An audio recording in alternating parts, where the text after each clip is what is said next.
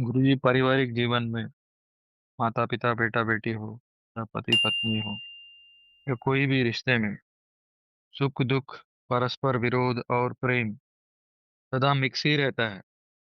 ये नितांत आवश्यकता है क्या?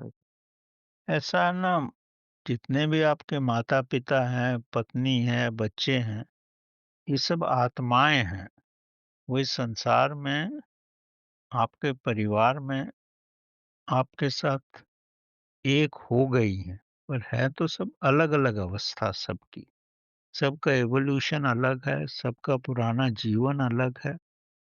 किसी न किसी रूप में आप पिछले जन्म में आपस में संबंधित रहे हो, कुछ भी क्रिया कारण का संबंध रहा है, तभी आप एक साथ हो यहाँ पर, अन्यथा ये मुमकिन नहीं है।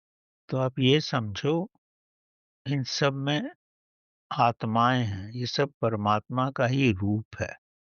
अगर इनसे आपको कोई कष्ट होता है या इनसे आपको प्रेम मिलता है, तो ये समझो कि प्रभु ही सब कुछ कर रहा है। आप हिंसा की दशा में नहीं आओ, अहिंसा बन के रहो, अहिंसक बन के रहो। हर चीज़ को एक्सेप्ट करो। जैसे ही आप एक्सेप्ट करोगे कि ये मेरा ही रूप है, क्योंकि मैं भी आत्मा हूँ, ये भी आत्माएँ हैं, पर सबका विकास अलग-अलग है। अगर कुछ गलत भी कोई हो रहा है तो उसको भी स्वीकार करो। अगर ये समझो कि करने वाला प्रभु ही है सब कुछ, तो सब कुछ तो उसकी कृपा से ही होता है। आप इस संसार में आए हो तो उसकी कृपा से आए हो, जी रहे हो तो उसकी कृपा से जी रहे हो। संसार छोड़ोगे तो जब वो चाहेगा तभी छोड़ोगे। आपके वश में है क्या? अगर आप गहराई में सोचो, तो आपके वश में कुछ नहीं। अगर आप इस अवस्था में आ जाओगे, वो सब कुछ प्रभु पर ही छोड़ दोगे, तो प्रभु आपको बादामों की खीर ही खिलाएगा, क्योंकि दूसरा तो कोई रूप वो दिखा ही नहीं सकता। जैसे दादी अपने बच्चे को बादामों की खीर देती थी, वैसे प्रभु भी आपको दे।